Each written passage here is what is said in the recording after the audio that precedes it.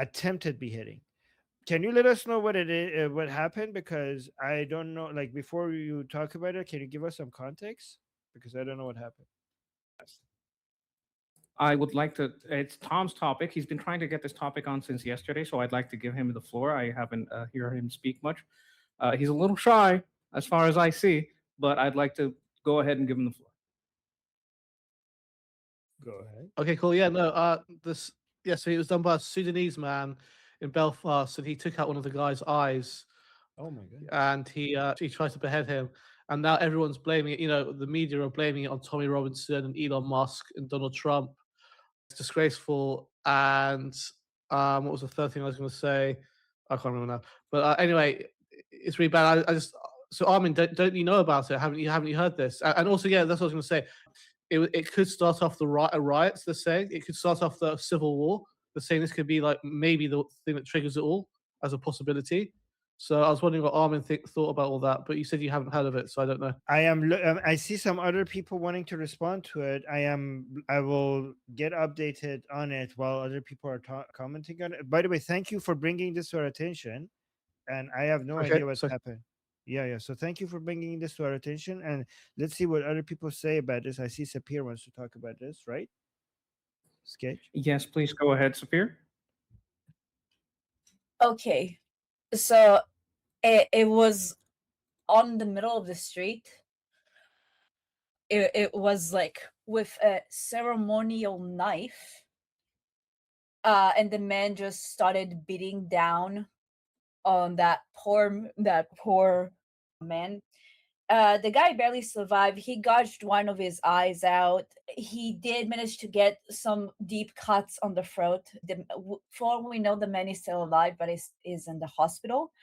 And the riots have been going on, like literal burning of immigrants' hotels. If you ever heard, like the immigrants' hotel, the government funded, and people just went on the street. And yeah, it's been crazy because all the media tried to be like, there was a fight, maybe there was an attack, but they tried to soften it. But then the raw footage got posted on Telegram, and all hell cut loose. Like I think it is one of the most brutal things that most Westerners probably got exposed to, and it's such an immense thing that I've seen like footage of just like literal full buildings on fire from the outrage. Oh my god. yeah, in Belfast, they're like breaking into migrants' houses, taking them out the houses, burning the houses because they really are angry in Belfast. You know, they've and you know. And Right. you already So have a Stormer trying to defend this. defend what? I'd be like, oh, it's a special case. We shouldn't judge. We shouldn't judge an entire community based on that, even though attacks are on the daily basis, and it is just it's probably the worst one in a while. But you also had just a week ago, 2 weeks ago, where the footage of another murder came to the forefront, and how there was the whole thing of like the man being the man that was stabbed was getting arrested and cuffed while he was bleeding. Like you have all those events that have been happening, and anyone that finds the raw footage, don't watch this for your own sake. It is brutal. Okay, this is not something that people should be exposed to. You can read about it. There are plenty of articles about it. There are plenty of people that wrote about it. There are plenty of videos and reaction videos. Just keep yourself safe, because this scenery was awful, and it was just like on the street, on the open, in front of other people. It's just crazy things, but yeah. Yeah, Armin, go on Tommy Robinson's X if you want if you want to know more. Go on his X account. He's posting all about it. He's going crazy over it. What is he saying? Can you tell us? Well, yeah, I mean, I'll give you an example. So he's just okay. Stupid politicians only make things worse. He said now's one of his posts I remember was something like, "Now's the time to act. Now's the time to, now's this is the time." He's saying things like that. You know, politicians, should stop blaming everyone else and blame themselves. The man has been named. I forget his name. The Sudanese man has been named, and he's saying he should get out to the streets and protest. 7 p.m. today, 7 p.m. yesterday. And we've had protests in. So So his let name's me let, let he's, me let me let me give a full summary. So the incident on Monday night, June 8th, a horrific knife attack took place in North Belfast. In a video that went viral online, the attacker was seen repeatedly slashing a local resident in his 40s, Stephen. How do you pronounce his name? So, if anybody knows, please, I can't pronounce his name. Across the neck and face in an attempted beheading. The victim, saved by brave bystanders who fought off the attacker with hurling sticks. The victim survived but remains in critical condition and tragically lost his left eye. The suspect is a 30-year-old Sudanese refugee, Hadi Alodid, was arrested at the scene. He appeared in Belfast court on Wednesday and was in custody on charges of attempted murder. Police state the attack is not currently being treated as terrorism. The viral video triggered massive anger. Masked anti-immigration rioters, I'm just reading it as it is instead of protesters, it says rioters. Masked anti-immigration rioters took to the streets across Belfast, hijacking and burning a public bus, torching cars, and setting fire to residential homes believed to house immigrant families. Police had to evacuate numerous residents, including an infant, to safety. So one thing I I just need I, to I posted an X thing of one of the major fires in just to show how large this is, but it was like spread. But this was the main hostel that a lot of immigrants, some of them that are not approved yet, some of them are illegal. And that hostel is fully funded by the government, and those people that are known to commit crime and this and have all kinds of sexual incidents and violent incidents happening coming from people from those places. They live there. So, like, the link that I posted just shows you a bit of the scale of what's been happening there. So is Tommy Robinson getting the blame for yes, the yeah, yeah. Sorry, the Metro newspaper literally blamed him for doing it, and Tommy Robinson made a post on it. I'll try to find it for you. 1 second.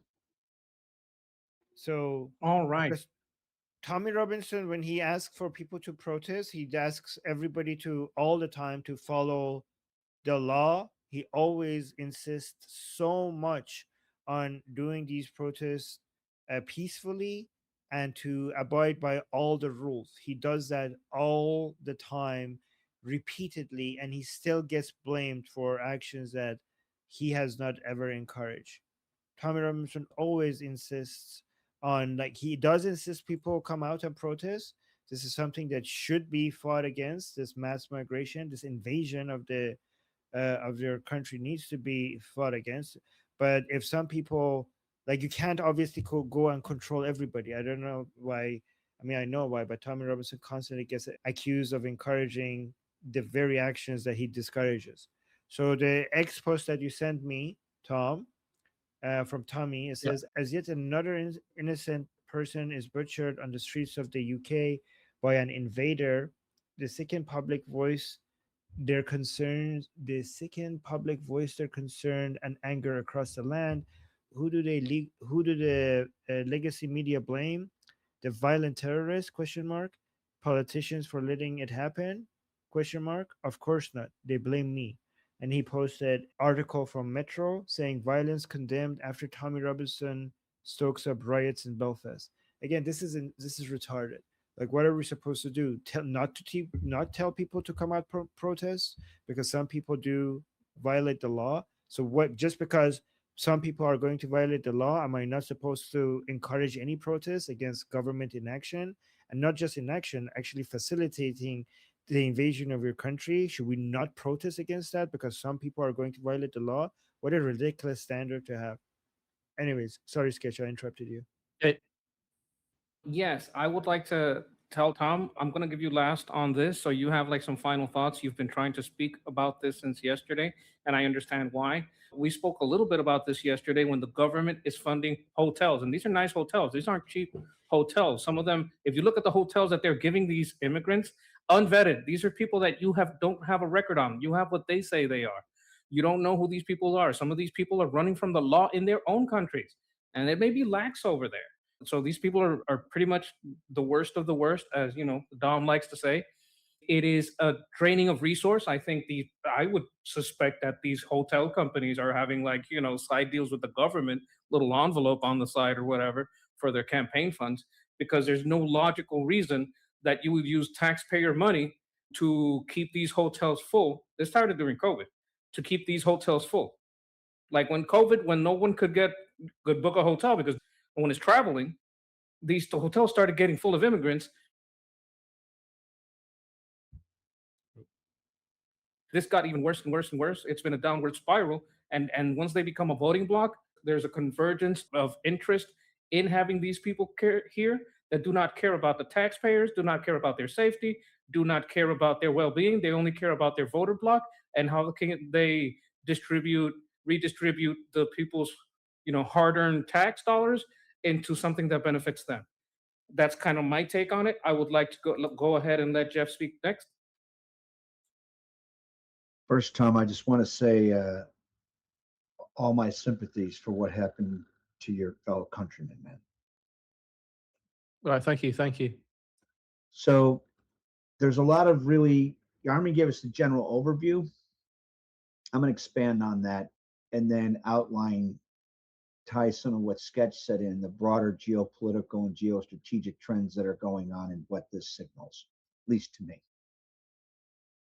So you have a guy, right? He was Sudanese, and he didn't come illegally. He came legally. He came in via an asylum, right? So he was, you know, he did his entry. He's 30 years old.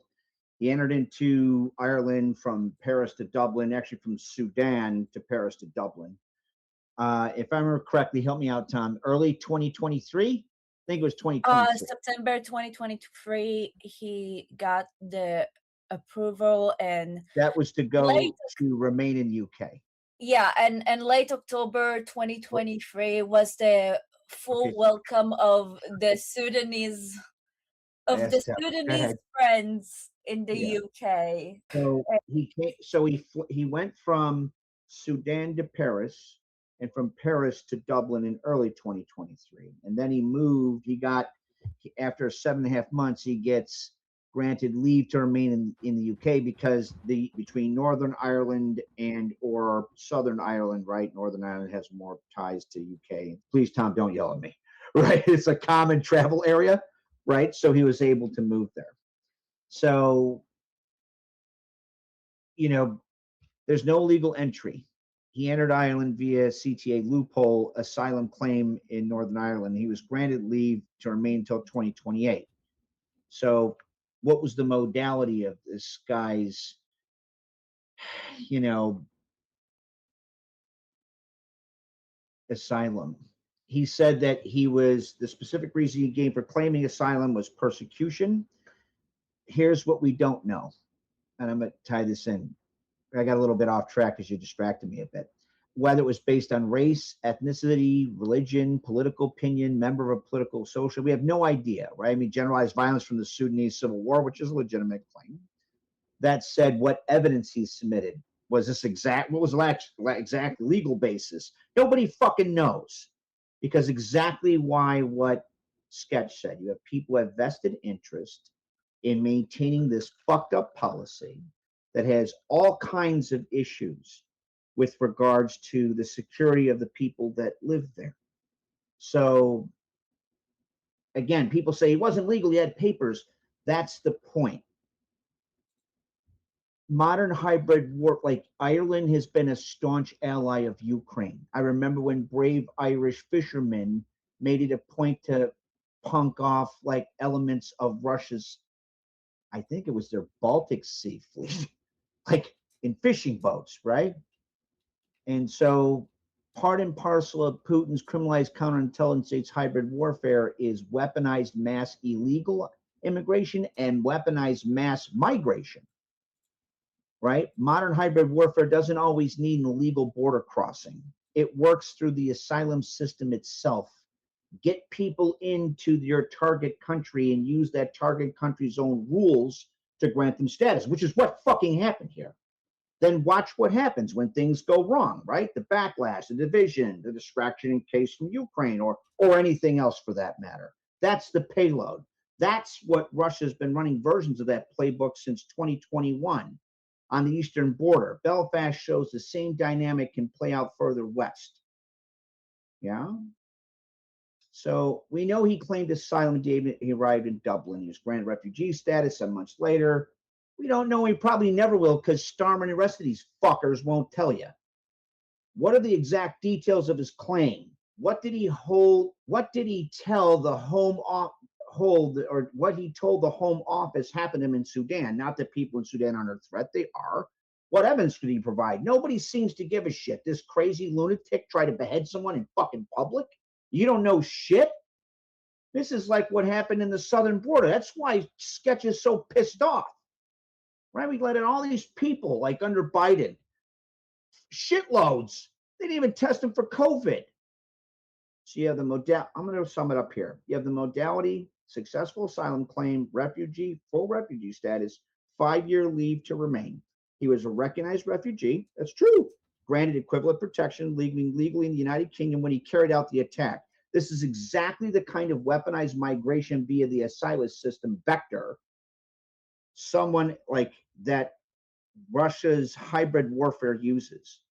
And I love that you have Starmer fucking yip-yapping about how we need to protect our Ukrainian allies. I agree. Well, why the fuck doesn't that apply, say, to his domestic policy? He's given the hybrid warfare. We talked about this in the other show, didn't we, Armin? About what happens on the east, on the Ivory Coast and shit, right? You have IRGC-backed Islamic fundamentalist terrorists. Now we're like, shit, we might end up having to use, like, they might use that as a launch point for mass illegal migration, or things in Syria for that matter. I just feel real bad that our allies had their citizens hurt like this. Do I want to see like a civil war? No. Do they need to seriously impress upon the fucking whores that masquerade as their representatives? This shit is done? Abso-fucking-lutely. I'd like to add to that there are a lot of places where you can seek asylum between Sudan and UK and Ireland, allowing some immigrant to have an asylum when there's 20 places where you can have an asylum between where you came from and here makes me think you don't care about asylum. You're here for some economic reason. I also want to point out that we live in an internet world. The Americans are seeing these immigration problems all over the UK. The Americans are seeing all these immigration problems all over Europe, Germany, everywhere. And that is what is making the immigration problem turned into a national security issue. We also saw it just from the economic standpoint in Michigan, in Minnesota, with all the Leering Center things. So it's the scams, and we're not just talking about Latin Americans, which we are closer to in a cultural sense. We're talking about immigration is becoming a national security concern because what we're seeing around the world. With that, I would like to pass it off to Shauna. Shauna, go ahead, please. I just want to say that I feel like, well, I don't feel like this. Sorry. This is how bad it is in Northern Ireland, and it's part of it's this case, part of it's I always say his name wrong, the Newark case. Part of it's other cases that aren't getting reported that I've been monitoring, that I know about, but I don't know their names. I've just seen clips. The two-tier policing is, as more and more and more people are affected by it, more and more people are going to say, I don't give a fuck anymore. And it was a really, really bad idea to fuck around with Ireland, because this is how bad it is in Northern Ireland right now. The Protestants and the Catholics are working together to burn down the migrant buildings. The Catholics and the Protestants, who don't like each other, who are on opposite sides, by the way, on every political issue since the beginning of time, are working together to burn down buildings. It's like a Sunni and a Shia working together, but times 10.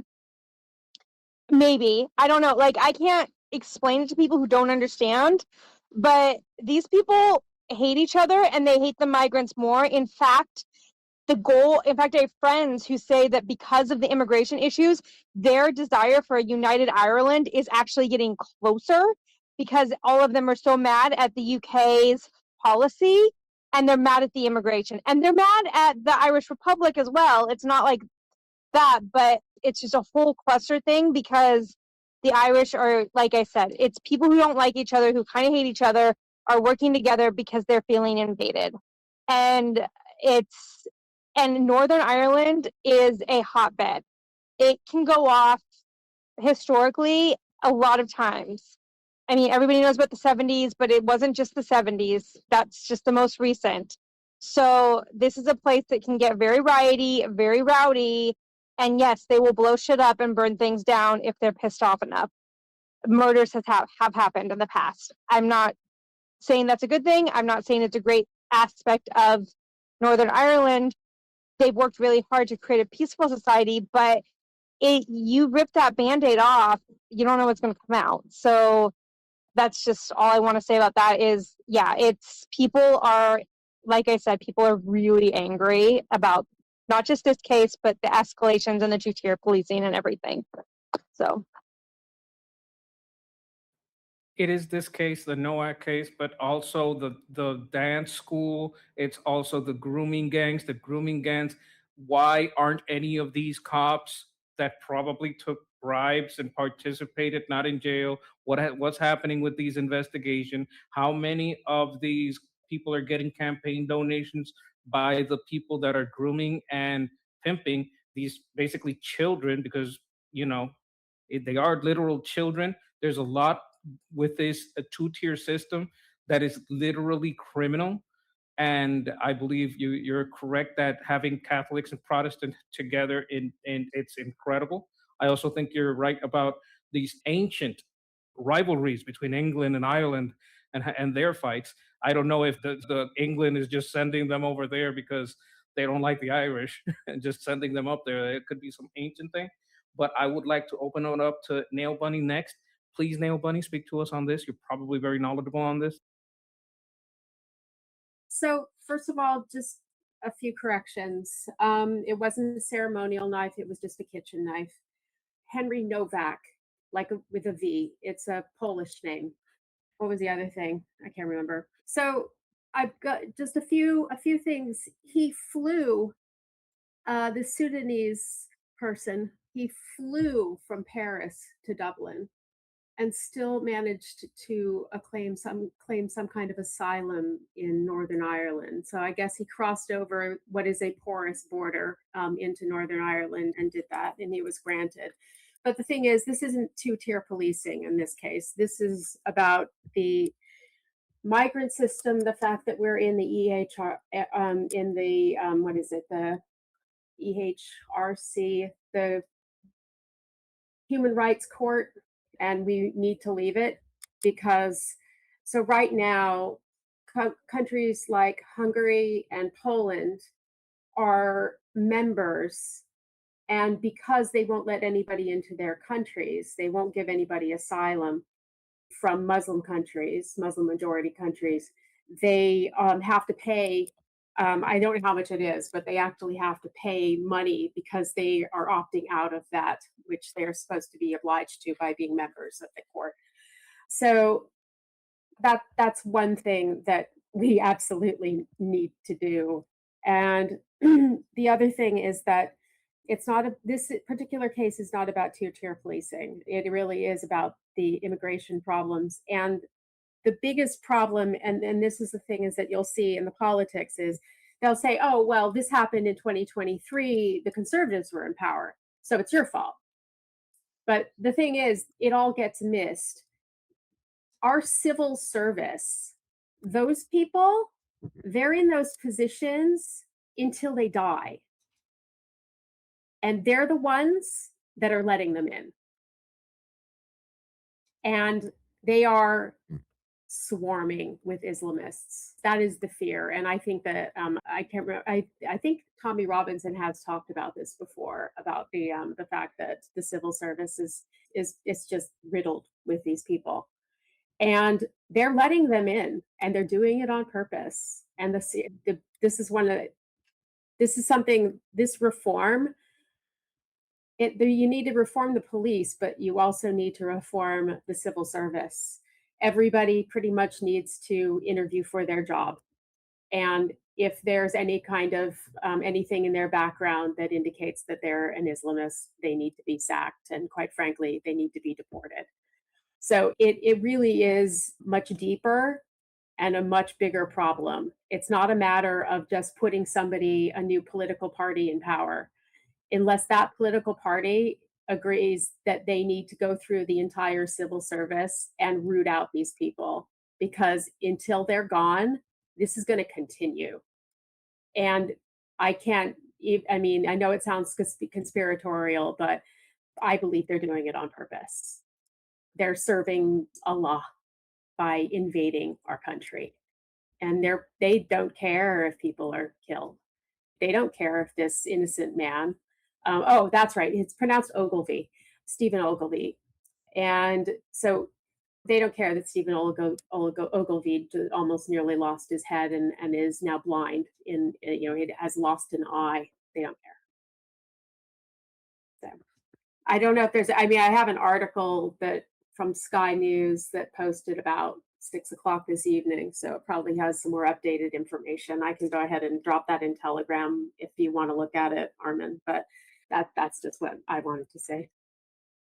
Thank you. Always adding a lot of more nuanced information, and nobody. And also you're completely correct. There's a purposeful attempt to take over the UK and bring it into Islam. That's completely true. But also want to thank Tom. Tom, this was a very important topic. Thank you so much for bringing it up.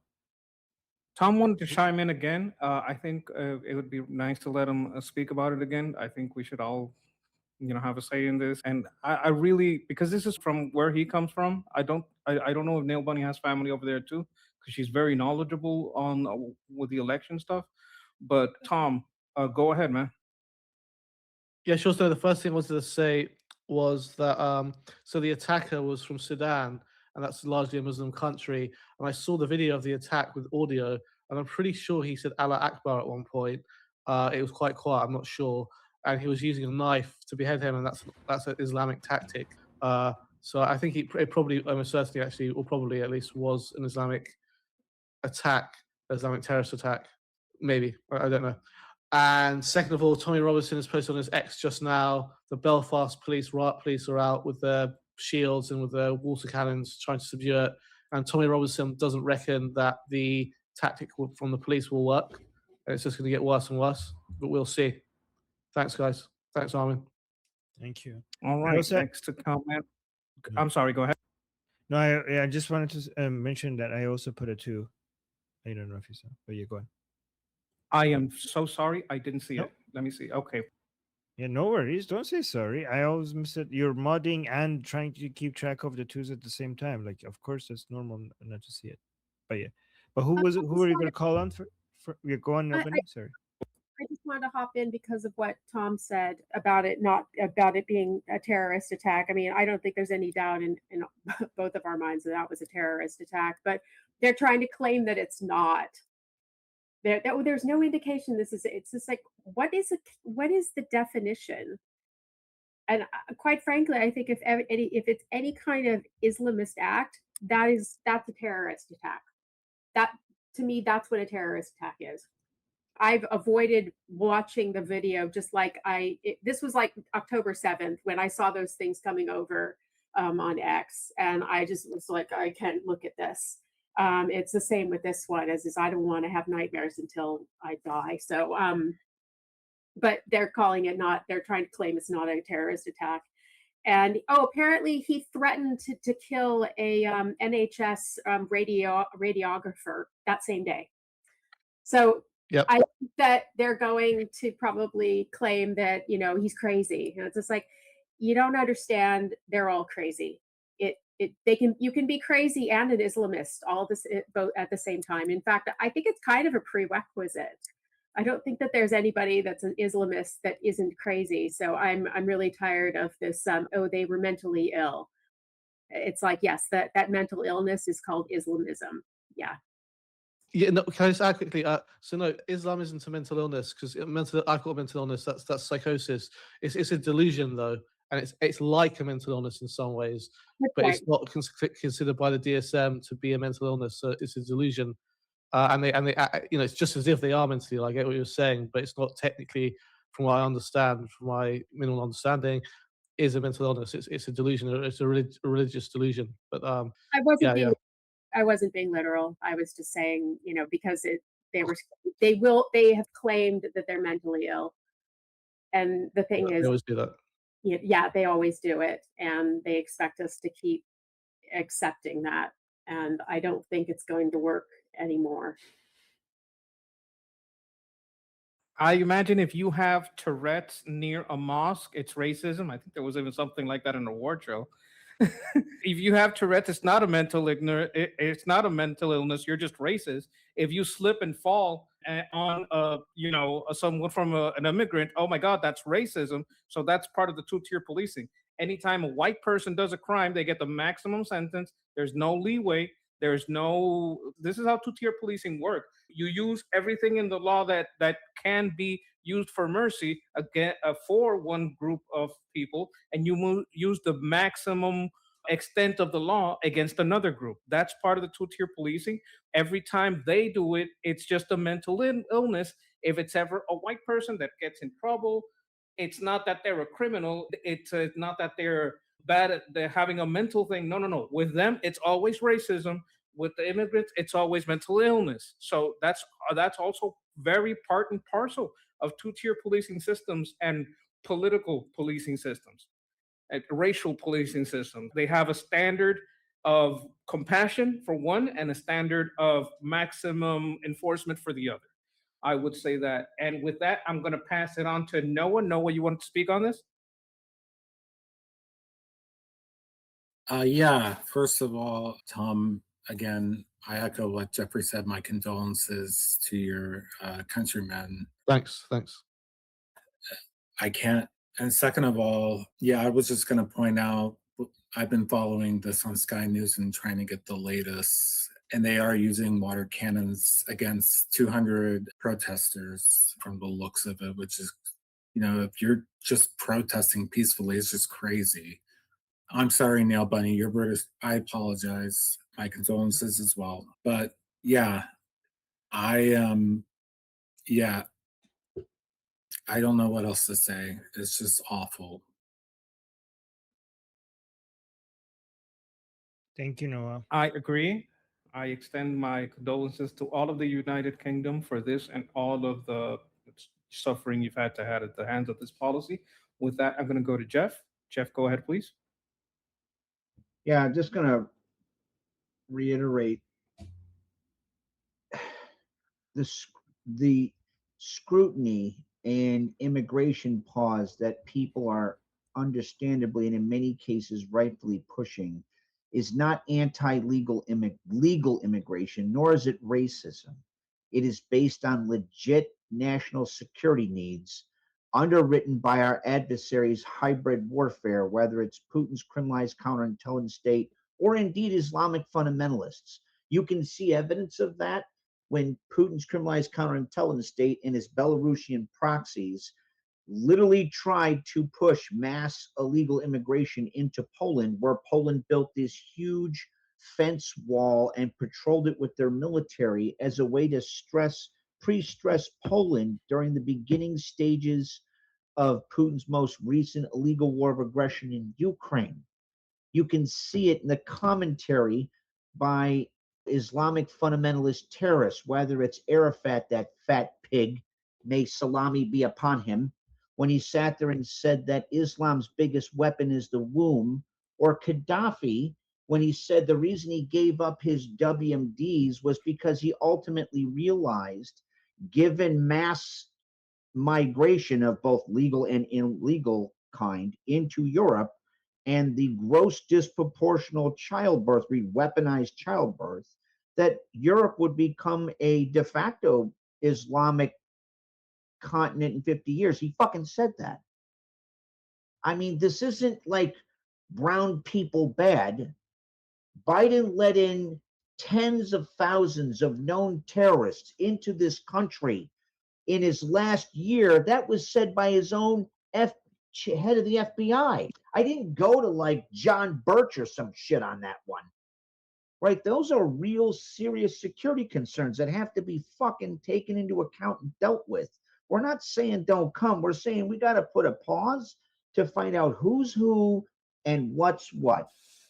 I'm going to speak real quick to what Sketch said with the gross disproportional application of a hate crime moniker to to crime, whether it's interracial or intergender. He is not wrong. At least to the last time that I looked at it, I'd have to look at it now. I mean, it was like a couple of years ago. The data was very clear that hate crime, like moniker, like a qualifier on, say, a crime, was grossly disproportionately applied to white on black crime, even though the nature of that crime is inversely proportional, meaning white on black crime, at the time I did the assessment, if you want, I'll post it in the discussion board with all the citations, was, I'm not saying it's good, I'm saying it was, from a purely severity perspective, less severe. It was mostly verbal harassment. Black on white or minority on white hate crime, physical violence. If I remember correctly, the first white on black hate crime was tried maybe in 1993 in response to Mississippi burning, where this white teenager had went and watched Mississippi burning, right? He's very much pro civil rights, was walking down the street and some black teenagers jumped out of their window and beat him to death. And it had to go to the fucking Supreme Court. So I have a question. If the hate crime qualifier, which should be there because hate crimes are despicable, is equally applied, why is it that the black on white hate crime had to go to the Supreme Court? Is the Supreme Court in the business of hearing judicially common judicial arguments, or do you think maybe it's, wow, this is something we as a country have to deliberate at the highest levels? What's the issue? It's not that hate crime like qualifiers shouldn't exist. It's not that people shouldn't be able to come to countries legally. It's that you have the combination of the weaponization of mass illegal immigration by our enemies, and combined with suicidal pseudo-empathy by left-wing bags of shit here, that means we have to deal with this problem. It's not like racism. Yes, I think the word you were looking for, aggravator, when there's an aggravator on the sentencing, like a multiplier, if we were talking D&D, but it's like an aggravator. It gives you extra years on the sentencing, like the difference between having an illegal gun and having it loaded and ready to go. They consider that different. And I agree completely. And with this, I'll pass it off to Sapir. Sapir, go ahead, please. Yeah, basically, we were talking here in the chat about it, but there are also the whole idea of now the Muslim patrols, the Sharia patrols that are happening throughout the UK, where it started as helping quote unquote Muslims to remember how Sharia law is supposed to be enforced, but now it pretty much became those patrol basically claiming whole neighborhoods and harassing people, especially young women, to be more modest or to respect, because this belongs to Muslims now. And again, not all Muslims, but it's becoming a problem. The other thing I want to say, there are two interests here, right? From the government and business interests, you want to have as many of those immigrants because it helps. This way, you can get more of a voter basis when you know that most of the people don't even like you anymore, and it's also very cheap labor. And from the immigrant side, obviously better life in Western countries, but I cannot stress enough how many interviews, like we have a lot of Arab reporters or in general Israeli reporters that can speak Arabic, that for years went to Europe, went into the streets there undercover, and were talking with a lot of those immigrants in Arabic, and they plainly said, "We are here to take over. We are here and we are loyal to the Ummah." And it's insane to me how many times we try to warn countries about this, and we show them those clips of people literally saying that they're gonna take over Europe, not by force, but by sheer numbers. And there was just this full ignorance for a while. But I think with yesterday events and yesterday no on Monday events and everything that's been happening, I think we're really seeing the turning point where you either gonna have a relatively moderate right-wing government in the next election, and if not, you're gonna have riots. You're gonna have massive riots because like we've seen what happened yesterday with the riots. It's only gonna get worse the longer we wait, the longer things don't change, the more attacks that we have. And I think this is the start of a big shift in Europe, and I think in certain parts of the US as well.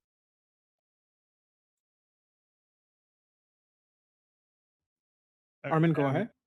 Yeah, and by the way, guys, I just was informed that I'm after this I'm gonna have to go earlier today because I am needed for OAN. OAN just contacted me for talking about the what's happening in Iran. So That's awesome. Oh, thank you, thank you.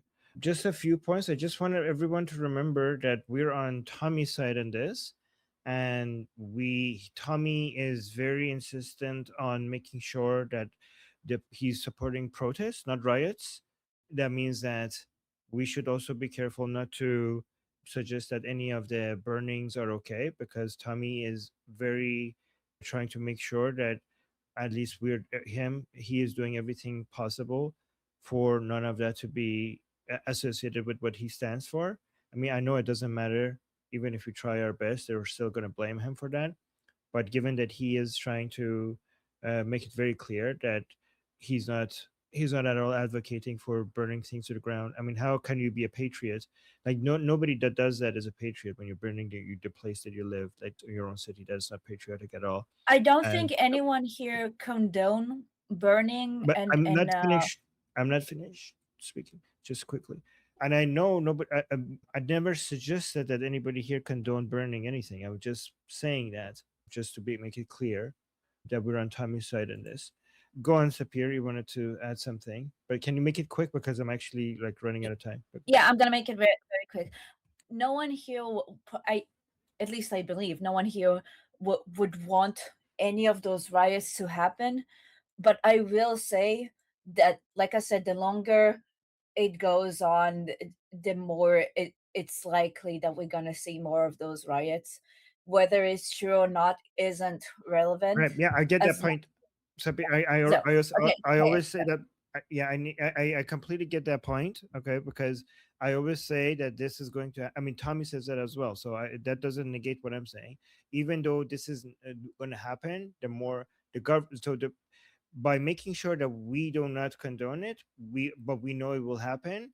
But right now, as I'm following Tommy's post and he's blaming the government, I actually kind of think the government likes this right now. Like the current, right? They want stuff to burn down because they want the attention to be on some people burning things rather than the invasion that is happening, right? So I completely agree that this will happen, and the government actually might be actually encouraging it as well, indirectly or maybe directly. I don't know. Anyway, so I'm gonna stop talking because we also have super chats. So we have two more people who want to respond, and then I'll go read the super chats. And then the reason why I'm rushing is because I want to be able to eat something before I go on OAN, so that I could have some, I don't know, sugar in my brain so I could think and my responses. Yeah. All right. So two people respond. Yes, next on the list was Shauna. Go ahead. Skip me. It's not important. Go ahead. Whoever's next. Jose, go ahead. Okay, history lesson here. Except for the PLA, or the Palestinian Liberation under Arafat, the most dangerous terrorist group in Europe was the Irish Republican Army. If both sides of the Irish question are united together, God help the government of Britain. Nail Buddy, Tom, if you start hearing that the Irish Republican Army is back up again and running, the people in the streets are the grandsons of that organization, and you know how deadly they were. They have no mercy, not even for the king's family. They took out Lord Mountbatten, who was the king's uncle. Okay, so just remember that. Safari, you're right. This is the first of many. This is the one group in all of Britain that I figured when I was telling people about what was happening around, when we were telling people, that I was thinking, if this group blows, good God, beware. They're single unit attackers, Armin. They don't do suicide bombing. No, they'll just go to your car that you drive every day and blow you up with everybody in your family with it. Why? Because they want to get the attention and they'll turn it away. I think Jeffrey knows exactly what I'm talking about. The Irish Republican Army. They're not the nicest people in the world when they get pissed. And if they think that the British government is the reason why this is happening, it's going to get bloody. All right. I had one last final word on this. Just I'm going to kind of take Shauna's place here. I have here some of they're investigating the policing rules. Take a stand against racism in all form. This is a police rule. Proactively identify and tackle racial inequalities. This is a police rule. Reform policies that over police, underprotect certain groups. That's two-tier policing in the policy of the police. Partner with others to fix societal racial gaps. Deliver equality of outcomes by treating people differently based on race, needs, experiences, show transparency, leadership, and measure anti racism impact. What does this mean? If you're a cop and you try to not be anti white or racist against whites, that means you could lose your jobs. So, what do? They let these Sharia patrols take care of the immigrant problem because if I'm a white cop, and there's some immigrant fight over there, I could get accused of racism and I don't want to lose my job. So why don't I just let the Sharia patrol take care of their problems? And that's how you have an unsanctioned police force roaming the streets, and how the police, even the good ones, feel like they can't do their jobs because it's in the policy. Okay. I'm gonna quickly go to the super chats because I need to go soon. But by the way, guys, the conversation here continues after I leave. So if anybody is watching, if you want to, you could join our community if you want to continue the conversation even after. And I am gonna go back live again soon after this. So let me just quickly read the super chats. So actually, the first one is relevant to the topic. it's by Saber Coaching, saying, "Hey all, it's Raham." Okay, so Raham is on YouTube watching us, saying, "Speak about the difference between migration, refugee versus invasion. Oh, migration slash refugee versus invasion. I think it would be helpful for the people regarding Muslim Europe and North America." So the way I mean, I don't know if people agree with me. You guys could talk about it after I leave. Sorry. Refugee is supposed to come for safety. Migrants are coming usually for economic reasons or family reasons. I'm just simplifying it. A lot of people abuse most refugees these days are not coming because they're unsafe where they're living. They're coming for different reasons, and they're fake refugees. Most refugees are fake refugees these days. Invasion, in my opinion, is when you move to conquer territory, to overthrow a government, and or to violate national sovereignty. So I think the difference is based on the intention. Refugee is for safety, migrant is for economic or family reasons, invasion is for conquering territory, overthrowing a government, or violating national sovereignty. Based on what I know about Islam, this is definitely an invasion. The intention, not maybe not every single individual in this, the people coming have that intention, but the people who are leading it, the people who are facilitating it, they're definitely the people who are organizing it, and many people within it definitely have exactly those intentions. We have already seen many UK Muslims bragging about the fact that Islam will one day take over UK and the entire West. And they also have mentioned that they're weaponizing migration and they're weaponizing their birth rates as a way to bring that about. So this is based on that definition. I don't know if you guys agree with that definition, but based on that definition, this is definitely an invasion, a different kind of invasion, but still an invasion. So that was the first super chat, Saber Coaching. And Raham, thank you so much for your super chat and your support. Casey with another super chat saying, Jeffrey, I know. Wait, is Jeffrey here? Jeffrey, are you here? That's for you. Okay. Saying, Jeffrey, I know we've already talked. You need a show. I 100% agree with this. And Jeffrey, now that this is being brought up, I wanted to talk to you about this at some point. But now that somebody's bringing it up, if you are interested, I would like to help with that and promote that. I think you need your own YouTube channel. And I was wondering if you want to talk to me about it to set that up and get that promoted on Liberty Politics and find other ways to get you your own platform. If you're interested, no pressure. Right. Okay. So let's talk. Fantastic. And Casey, I agree with you. And then Wyatt, thank you so much for your super chat saying there are over 100 different religions in the world. Oh my God. Yeah, actually, it's more than that. Right. But look at this. But just one religion uses terrorism. This is the part I said, oh my God. Perhaps Islam is political and not religion. I would say Islam is the most political religion. That's how I would describe it. And it comes down to what Muhammad did, right? So if you look at what Jesus did and what Muhammad did, Jesus didn't rule, Muhammad did rule. If Christianity could be summarized into do what Jesus does, Islam could be summarized into do what Muhammad does. And Jesus never ruled, and Muhammad did. And that inherently makes Islam not just a political religion, but the most political religion with a huge margin from any other religion, huge gap from any other religion. And I think that it's inherent, and there's no way like separating it. To be able to separate politics from Islam, you need to separate the Quran and Hadith from Islam. And if you manage to separate the Quran and Hadith from Islam, then it's not Islam.